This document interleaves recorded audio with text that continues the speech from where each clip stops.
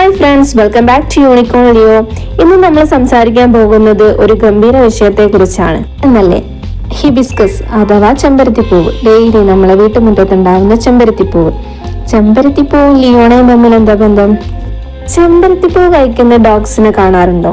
ഞാൻ അങ്ങനെ കണ്ടിട്ടില്ല. ഫസ്റ്റ് ടൈമാണ് ലിയോണ ചെമ്പരത്തിപ്പൂ കഴിക്കുന്നത് കണ്ടിട്ടുള്ളത്. അതൊരു ക്യൂരിയോസിറ്റി ആയിരുന്നു.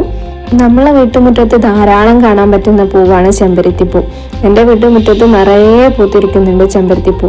അപ്പം ഈ മുറ്റത്തിറങ്ങിയാൽ ലിയോ ഫസ്റ്റ് തന്നെ സെർച്ച് ചെയ്തത് എവിടെയെങ്കിലും ചെമ്പരത്തിപ്പൂ വീണ് കിടക്കുന്നുണ്ടോ എന്നാണ്.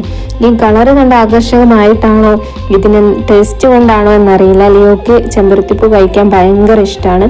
അവളെപ്പോഴും ഈ ചെമ്പരത്തിപ്പൂ വീണിട്ടുണ്ടോ എന്ന് നോക്കിയിരിക്കും. എന്നിട്ട് ഇറങ്ങിയ പാടെ എല്ലാ പൂവും എടുത്ത് കഴിക്കും. ചെമ്പരത്തിപ്പൂവിൽ വൈറ്റമിൻ സിയും ആന്റി ഓക്സിഡന്റുകളൊക്കെ ധാരാളം അടങ്ങിയതുകൊണ്ട് നമ്മൾ കഴിക്കുന്നത് നല്ലതാണ്, നമുക്കറിയാം. ബട്ട് ഡോഗ്സിന് ഇത് നല്ലതാണോ എന്നുള്ളത് ഞാൻ പിന്നീട് സെർച്ച് ചെയ്തപ്പോഴാണ് മനസ്സിലായത്. ചെറിയ അളവിലൊന്നും ഇത് കഴിച്ചാൽ ഡോഗ്സിന് വലിയ കുഴപ്പമില്ല. എന്നാൽ അമിതമായി കഴിക്കുന്നത് വയറിളക്കം, അലർജി എന്നിവ ഉണ്ടാക്കാൻ ചാൻസ് ഉണ്ട്. ലിയോണയ്ക്ക് എന്നും ഇത് ഒരു പതിവാണ് കേട്ടോ, ഈ ഒരു ചെമ്പരത്തിപ്പൂ കഴിക്കുന്നത്. അതുകൊണ്ട് ഇതുവരെ അവൾക്ക് അങ്ങനെ അലർജിയോ വയറിളക്കമോ ഒന്നും വന്നിട്ടില്ല. വലിയൊരളവിൽ കഴിക്കാറില്ല. മുറ്റത്ത് കിടക്കുന്ന 1-2 ചെമ്പരത്തിപ്പൂ ഇങ്ങനെ തേടി പിടിച്ച് അവൾ എന്തായാലും കഴിക്കും. എത്ര തന്നെ നമ്മൾ ചെമ്പരത്തിപ്പൂ എടുത്ത് കളഞ്ഞാലും ഈ മുറ്റത്ത് ഇങ്ങനെ വീണുകൊണ്ടിരിക്കുന്നത് കൊണ്ട് 1-2 ദിവസം അവൾ പതിവായിട്ട് കഴിക്കാറുണ്ട്. അതും ഇങ്ങനെ ചാടി പിടിച്ചൊക്കെയാണ് ചെമ്പരത്തിപ്പൂ കഴിക്കുക.